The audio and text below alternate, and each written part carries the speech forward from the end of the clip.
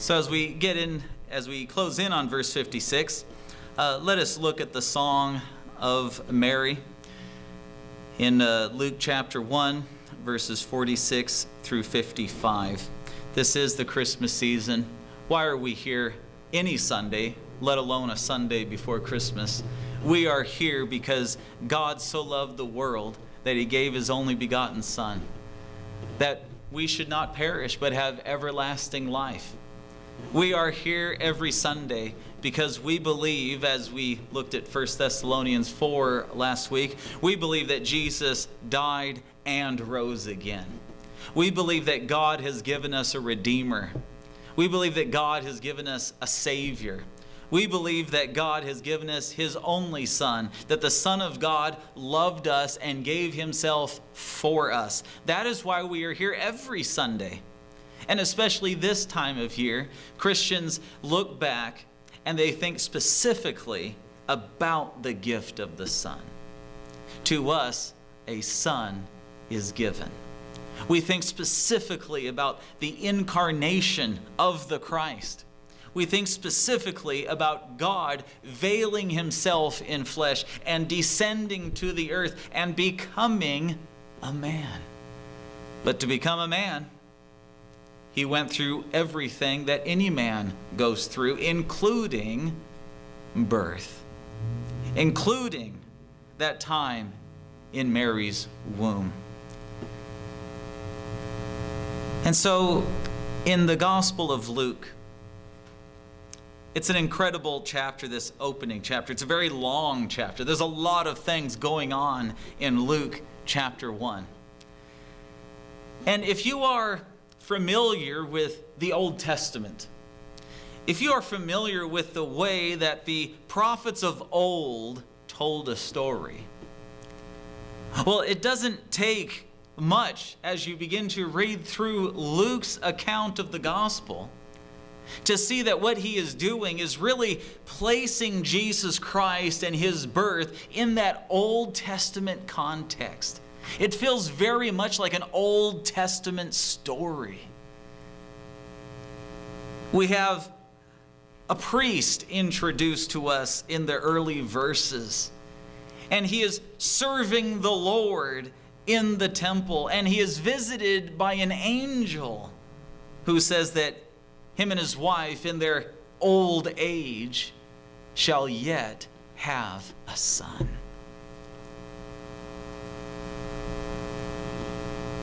And the things that are going on, miraculous things begin to happen.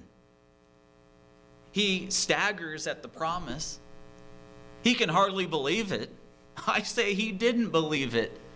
So the angel says, you won't be able to speak until the child is born. And then the angel goes to a young lady now. Another angelic appearance. And he visits Mary. And he spills the beans about her aged cousin. He tells her that she's going to have a son, that she's going to miraculously conceive, and that on top of this, her aged cousin has also conceived in her old age, in spite of her old age. Angels visiting people, barren women conceiving, virgins being told that they shall conceive, that they shall have a child.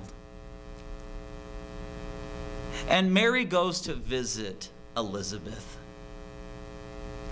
It says in verse 39 that she arose in those days and went into the hill country in a hurry, with haste. She entered the house of Zacharias and she greeted Elizabeth. And now we have John leaping in the womb. He's there within Elizabeth, leaping for joy, causing Elizabeth to say, in verse 42, blessed are you among women and blessed is the fruit of your womb. Mary's excited to see Elizabeth because she's going to be having a boy. And Elizabeth's happened to see her because not only is Mary going to have a boy, but she's going to have the Messiah. And she tells her in verse 44 how the child leapt in her womb for joy. And she tells Mary this wonderful verse in verse 45. Blessed is she who believed, for there will be a fulfillment of those things which were told her from the Lord. And much like Hannah back in the book of 1 Samuel, Mary begins to praise the Lord. And when you read this hymn of praise,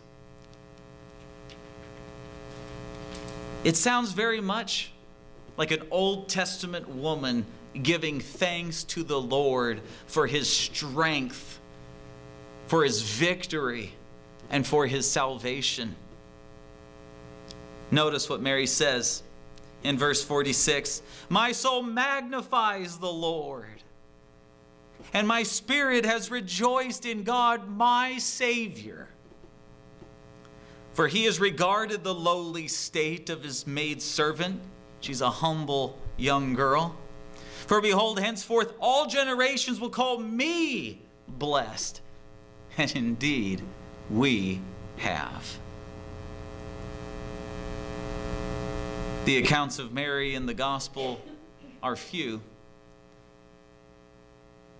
but she is set forth as a wonderful example. A wonderful example of somebody who received the word of the Lord and she believed it. Someone who received the will of God for her, which meant torment, ridicule, and suffering. And she said, let it be done. Verse 38, if you recall, let it be done to me according to your word. Let this thing that will cause me great anguish, let this thing that will cause me great suffering, let this thing happen to me. Oh, what are you talking about? Because it's difficult to have a child, difficult to give birth. No way, that was the least of Mary's concerns. She lived in a time when if an unmarried young woman was found with child, she would be ostracized from her community, perhaps kicked out of her own home, ridiculed and mocked. Often you'll hear the pastor, I don't mean our pastor, pastors in general, when they talk about the woman at the well, the woman who came to the well when Jesus was there, and the pastor will remark why she came in the hot noonday sun to get the water, when it was common custom for the women to approach the well in the cool of the morning or the cool of the evening, but not in the middle of the day when it's hot, carrying that big old jug on your shoulder. Well, she came because she was a woman of ill repute. And she didn't want to be there when everybody else was there. This was now Mary's destiny. Mary, not guilty of the things that the woman at the well was guilty of, was condemned to suffer just as the woman who came to the well was condemned to suffer by her community, to suffer reproach and blame, to be looked down upon. But let it be done to me, whatever the Lord wants to do. I'm his maid servant. My life is not my own. God is my Savior, Mary said. Incredible. This young lady who was probably my daughter's age, give or take a year or two. Mary was a young teenage girl.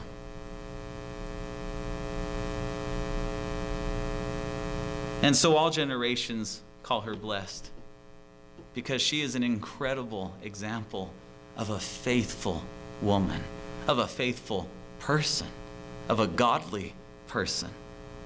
Verse 49 rather. For he who is mighty has done great things for me, and holy is his name. See, when God is like that to you, then you will have the same posture towards him as Mary did. Humble, obedient, faithful, because he's great, he's holy, and his mercy is on those who fear him.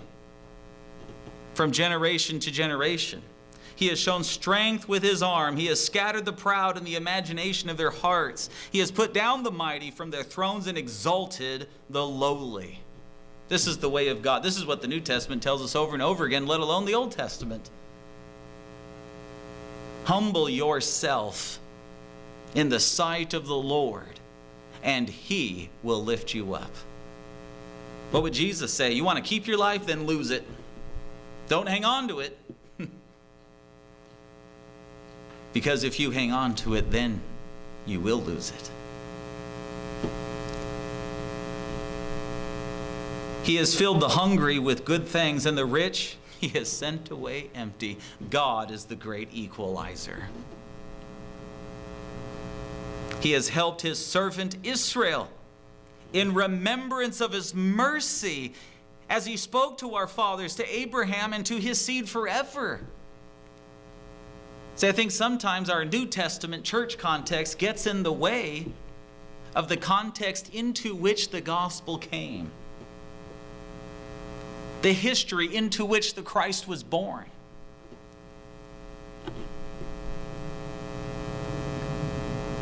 Israel, the land of Israel, under the monarchy of David and his sons, had long ago been divided by civil war. And then a few hundred years after that, the countries of both northern Israel and then in the south Judah, both kingdoms were decimated by invading armies. Assyria came in and literally leveled Israel in the north. And then about 150 years later, Nebuchadnezzar came in and did his worst in the south. The carnage that was leveled upon God's people was incredible. And when they called out to God, do you know what they heard from their prophets? You are being judged. God has done this to you because you have been unfaithful.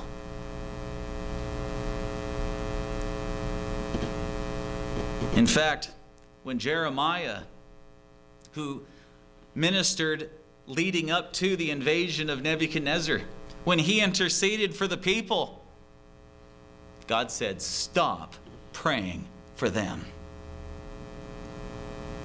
I will not hear you. The judgment is coming and must come. And so they were leveled because they had been unfaithful to the covenant that God had made with them. Long ago, to Abraham, God had made a covenant.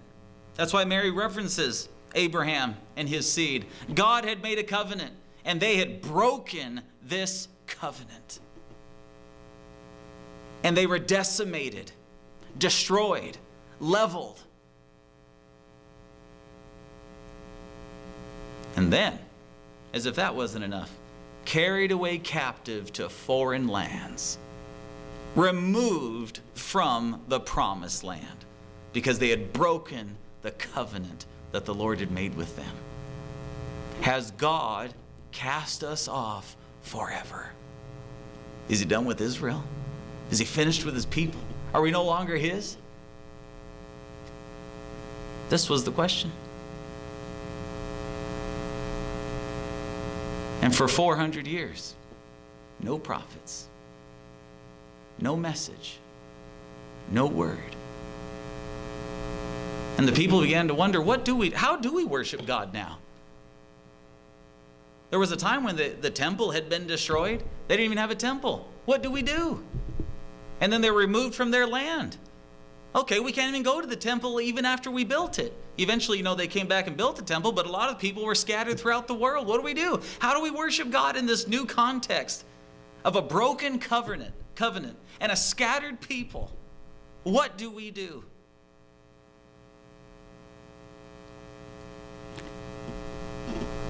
But Mary says, he has helped his servant Israel in remembrance of his mercy.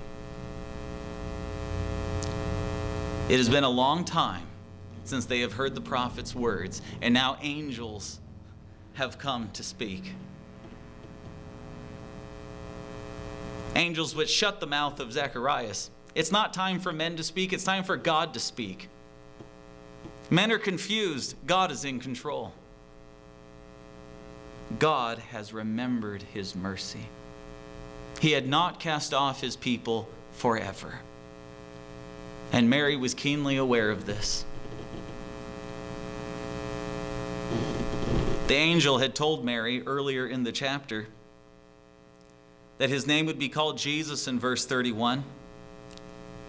And in verse 32, he will be great. He will be called Son of the Highest. And the Lord will give him the throne of his father David. And he will reign over the house of Jacob forever. And of his kingdom there will be no end. There would no longer be an unfaithful king on the throne. But in Mary's time, there was no throne. King Herod was no son of David. He was a son of Esau, an Edomite. And the throne he sat on was a puppet throne. Israel was not autonomous. This is the Pax Romana. This is the time of the Romans. They are under Roman power, Roman authority, Roman control. It's the Romans who tell them what they can do, what they can't do. When they want to crucify Jesus, that's what they wanted to do. What they have to do? Hey, Rome, can we do this? Will you let us do this? Can your soldiers take care of this for us? Because they had no power on their own to do so. And yet Mary is told the throne of David, which has been broken down, is now going to be set back up. God is fixing what his people have broken. God is reestablishing his covenant, but it'll be a different covenant. What will Jesus say when he's older? As he gathers his people around him? I am making with you a new covenant. Not with the blood of bulls and goats, but a new covenant in my blood. An unbreakable covenant. An absolutely secure covenant. God has remembered his people. God has remembered his mercy. And as Gabriel told Joseph, he will save, the Messiah will save, Jesus will save his people from their sins that keep separating them from God. Their sins that keep causing them to break their covenant with God. Their sins that make them an unworthy people to God. Jesus said, I'm taking care of all of this. Just believe in me. And so, Mary praises the Lord because these people that have been scattered, these people that have been destroyed and decimated, these people who are now under foreign control, God has remembered them, and God has sent them his Son, who will sit on the throne of David. And notice verse 56. Mary remained with her, Elizabeth, about 3 months and returned to her house.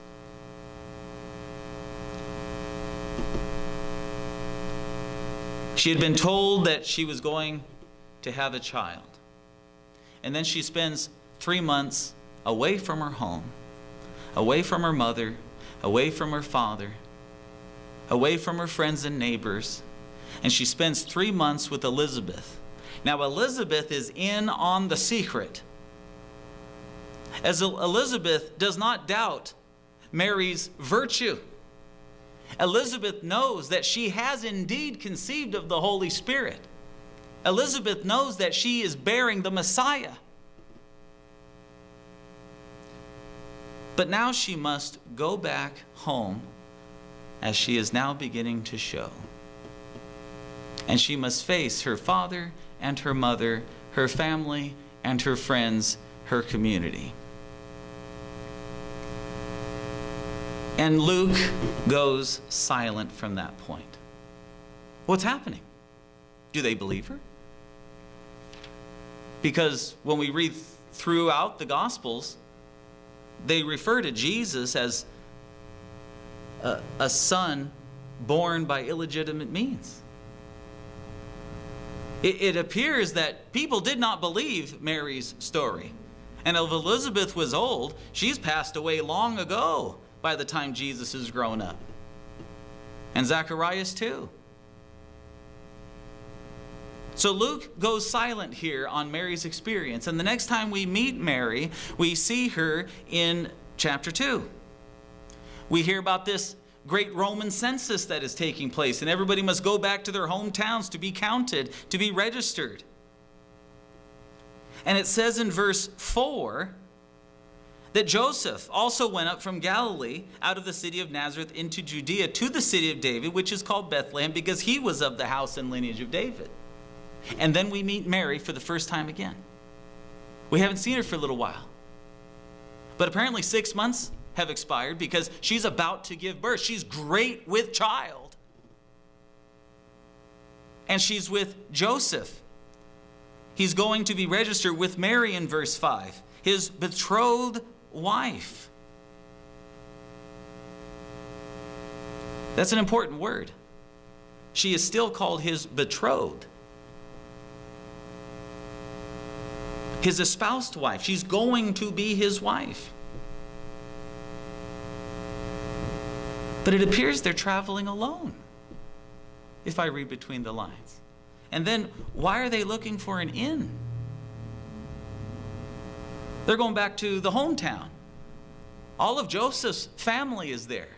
Everybody's got to be registered, not to mention those who still live there. Same thing with Mary. They're both from Bethlehem. So, let's stay with our family. Let's stay with my parents. Let's stay with your parents. Let's stay with your aunts, my uncles. Everybody's there. No, we're not welcome. You think there's a room in the inn? And there was no room for them there either. What are we going to do, Joseph? I can feel the pain. It won't be long now. We have no one to lean on. See, this is the part that we forget about. Let it be done as the Lord has said meant hardship for her.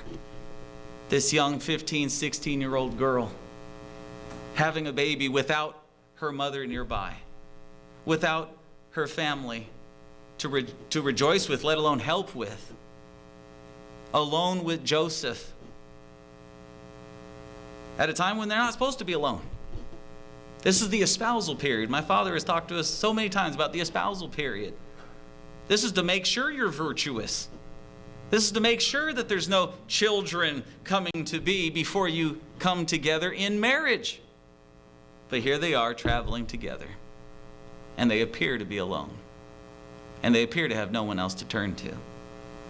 Mary suffered in the name of the Lord. Let it be. Let it be. Let it be. Because he's the Holy One. He's the Great One. He has remembered the mercy of his people.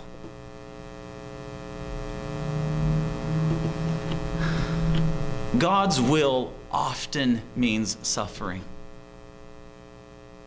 I think of Joseph, a faithful man in the Old Testament, faithful in every regard.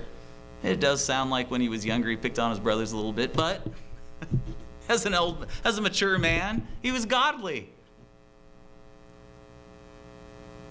And the scripture tells us in the Psalms that the word of the Lord tested him as the fetters bruised his wrists. Maybe that's how Mary felt here.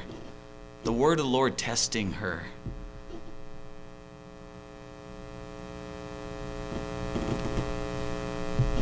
But God didn't leave them alone, did they? Did he? Nope. There was in the same country, verse 8, shepherds living out in the fields, keeping watch over their flock by night.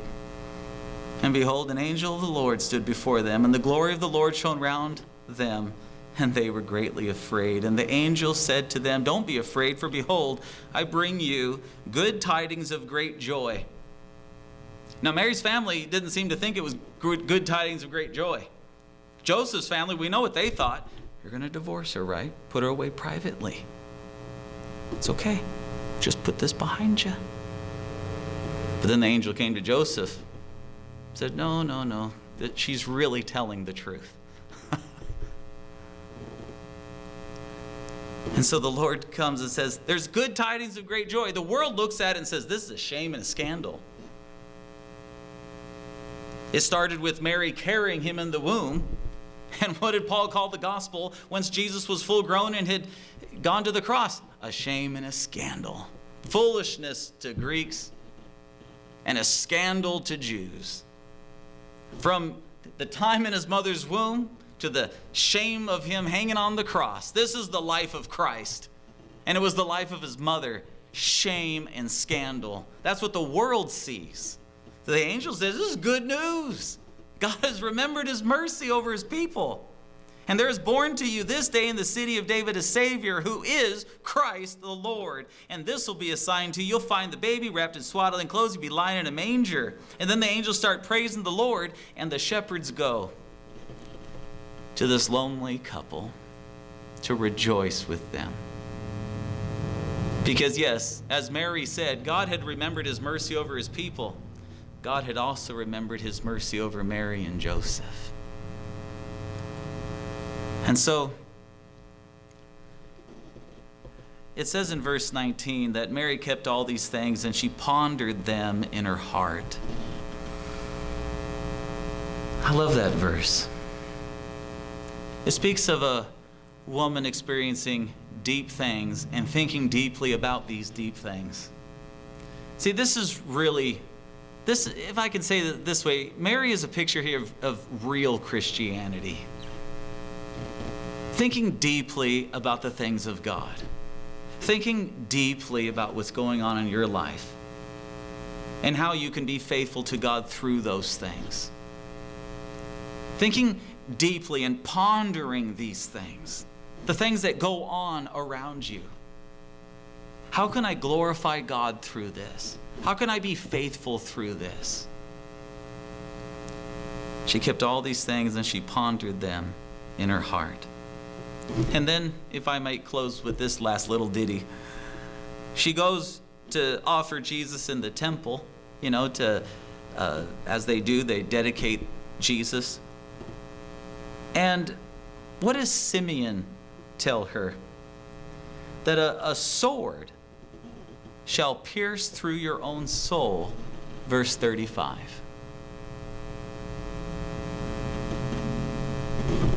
If you think about Mary's life as it relates to her relationship with her son, her firstborn son, from beginning to end, it was sorrow upon sorrow upon sorrow.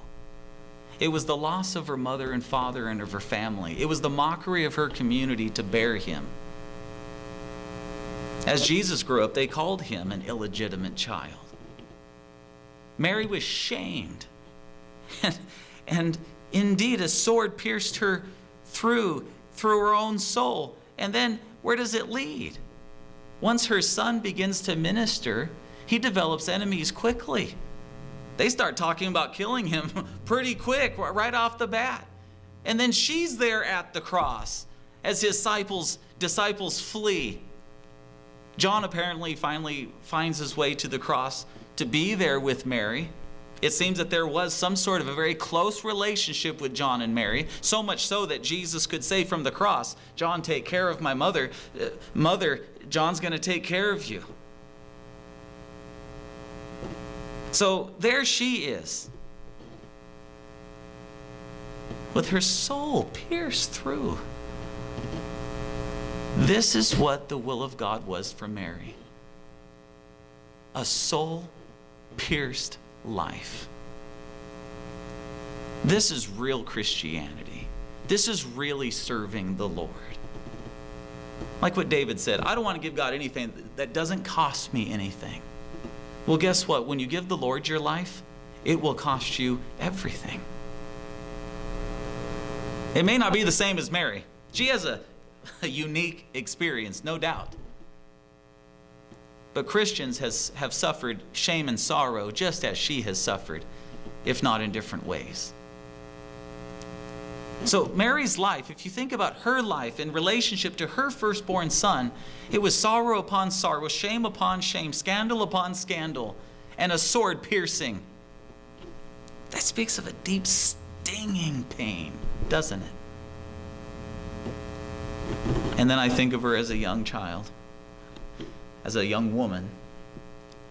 Let the word of the Lord be done as you have said. I am his maid servant. And if I can just leave you with one thing, this is what Mary's life teaches us. Lord, let it be done. I am your servant.